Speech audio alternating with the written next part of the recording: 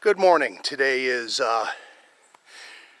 middle of July. I didn't check the date. It's Saturday. We are local again one more week, mainly partially in consideration of my knee, which is doing a lot better, but excuse me. We are also going to give Vermont another week as far as cleaning up to make sure that I'm not walking into an area where, one, I'm going to be in their way if they're doing cleanup. Number two, just to make sure the situation up there is stable. So, bugs. It is steamy in here today. It's very muggy. We will have a look in here. We are in a local vigilance area that is formerly my mainstay, but I haven't been in here in a few months. So we are doing a walkthrough in here to see if there are any signs of life. There are claims coming from an area nearby of activity, so I guess we're doing kind of like a supportive backup to that and having a look to see if there's signs of life. It's not my investigation, but I guess I'm attaching to it independently to see if there's anything going on this end. Let's get moving. Let's see what we find, and we'll try not to melt out here in the mugginess. It's not that hot, but it is muggy as hell. Welcome to Connecticut summer. Let's get moving. In north central Connecticut, probably about a half a mile from the Massachusetts state line. And we have not been in this area for, I think it's got to be at least 4 months. Just because you can't be everywhere at once. And we are having a look around. I was made aware of a investigation going on, not in this immediate area relating to squatchy behavior or activity, but I have, we're kind of like on the other side, so I noticed that the researcher who's doing it, whose name I'll respect him in terms of his privacy, seems to like localize things more than I would, and I still think, at least on a nocturnal basis, they kind of wander around more than we do. So if they're around a known, get out of here, horsefly. They're near a usable and achievable water source nearby, or in the vicinity of at least 2 reservoirs, as well as the river if they wander further out. And that's the thing. I don't think they're as sedentary as some people do. I think they wander around more, and that is some of my motivation. I'm also kind of respecting the situation in Vermont with all the flooding this week, to kind of not be in their way or put myself at risk. I don't think the area I would have gone into today is directly affected by the flooding, but there are rivers right in there, and there are implications of flooding in that area too, even though there may not be any right now. I want to keep an eye on that. I also, as people know, have a minor knee injury recovering, and I want to go into the more physically demanding areas up there, and with the knee not fully 100%, that's a bad idea. So on a more generic note, notice the height of the grass that I'm looking at right now. This time of year in this area specifically, this is a very good chance of having the acuity to be bear aware. A bear could walk right through this right up on you, and you wouldn't see him until you had a close range encounter. Hopefully he's just curious. Hopefully he runs away. That's been my experience with black bears to date, but you never know. That's why you carry bear mace if you need to, which I do have on me as well. But in the 20 years I've been doing this, I have never had 21 years actually, I haven't ever had to mace a bear. And it's not like I haven't run into them. Closest I ever came to bear macing something, it was a canine. Presuming a coy wolf, but that was a while ago as well.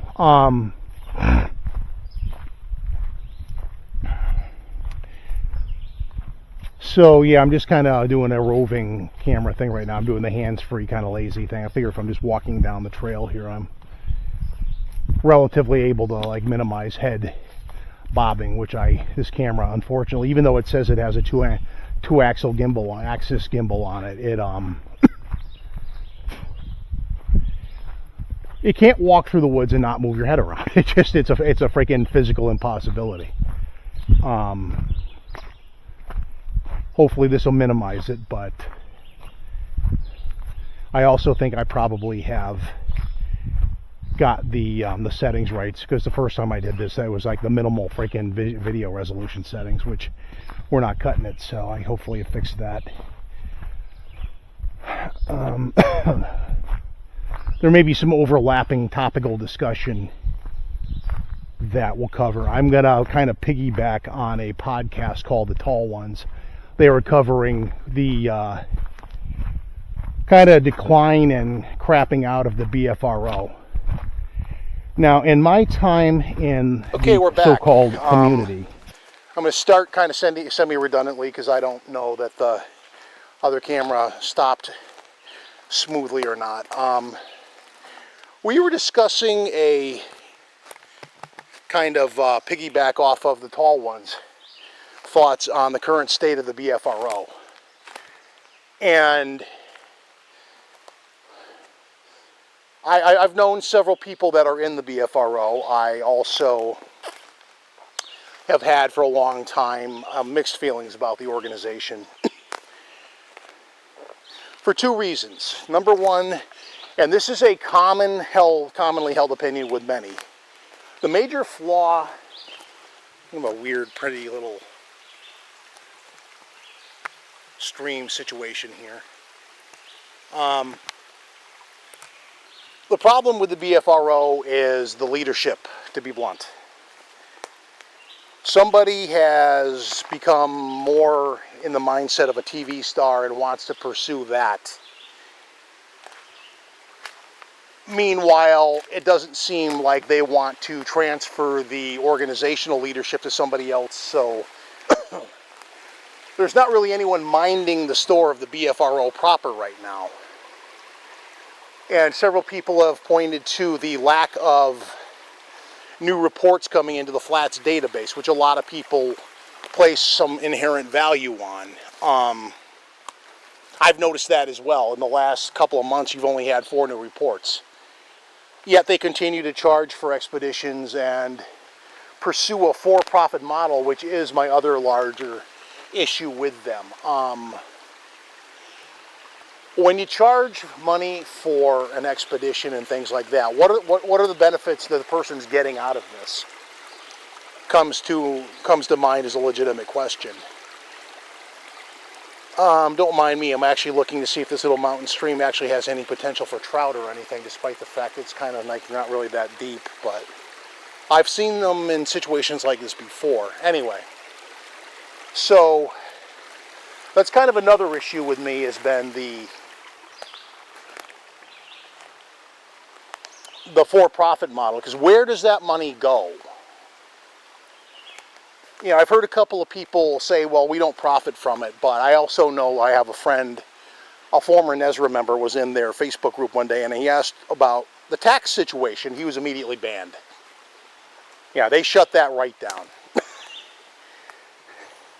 So that does raise a question mark or two in your mind. I'm not accusing anybody of anything specific, but he did the math based on the number of expeditions, the number of people on average attending, and the amount I mean, to go on expedition with these guys, you have to shit out between $300 and $500, and what are you really getting for that? Because you have to bring your own food, your own gear. I mean, if you're doing that for the freaking charm and the freaking honor of being out with one of their guys,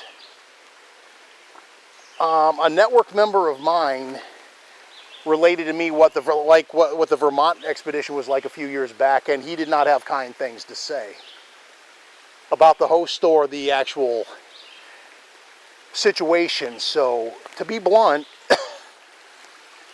the organization really doesn't seem to live up to the hype, and the shame is they have a decent infrastructure to do better.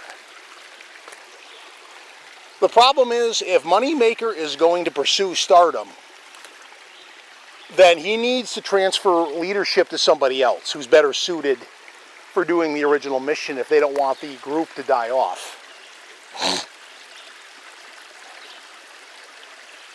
And that's really what it is. And ideally, and I know this is kind of like a double-edged sword, it should be a group of people, not one dictator. That's always been the flaw in the BFRO, is Ben Moneymaker and his personality. He's a fucking asshole. And I say that, and there may be people that know him and like him. Too bad. That's my opinion. And I know several people that would back me up on that without hesitation, so get over it. He's not the most people-pleasing person out there, and he's been caught doing some nefarious things in the past. In his pre-Finding Bigfoot days, he's been caught in a hoax or two. Anytime the H word comes up attached to somebody's name, I have a problem dealing with them. I'm just going to put that there. And that being said, those are my immediate thoughts on the BFRO. Also, the money, if you're going to become a true not-for-profit, then you do have a fiscal, or a fiduciary responsibility to report your funding and your spending. And if you're not doing that, the IRS might take a look at you in ways you may not want them to. So having said that, I wanted to finish my thought. I'm going to move north, and I am going to take a segment break, but I'll share with you the immediate scenery just because I do that. And there you go. Nice little stream. We're sitting here kind of watching that go downhill. I think I'm going to come back here in a more fisherman-like way and see if this collects into something big. I know there's a pond down the hill that I'm just wondering if there's a secondary one where you might have a feed that is a feeder stream into.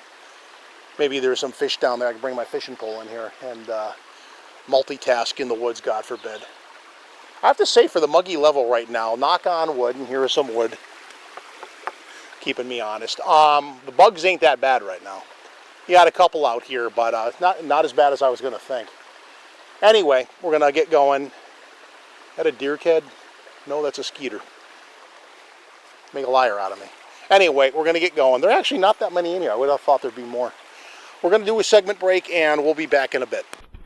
I have mixed feelings about the BFRO. But the one thing people have commonly in opinion, and I'm talking about even like their own research people, if you get them off the record, they have a similar opinion as to what the major flaw in the BFRO is. And that would be the one in charge. We're talking about Matthew Moneymaker. And in recent years, because he got on to Finding Bigfoot and got into TV and all that, the argument can be made that he has shifted his focus to stardom and pursuit of fame and fortune and all of that. And with that being the case, the BFRO proper, the flats database and all that, is suffering from a lack of somebody minding the store, so to speak. And I do agree with that assessment. The thing about the BFRO, I personally also struggle with their for-profit model for a number of reasons, but we're going to kind of stop here, take a vantage point. And if you notice here, the hill gets notably steeper, and a lot of it is loose rock, which basically means that with my knee being the way it is, we're going to know our limitations here and kind of stop and take a breather and probably a segment break and kind of admire that pretty butterfly over there. And actually I can take a picture because I'm doing hands-free right now. No kidding. So we'll do that, and then we're gonna probably switch over to the gimbal, the proper gimbal camera, and as soon as the camera becomes available on the phone, we're gonna try to get a picture of the butterfly just for a pretty shot of summer in the woods. There you go. And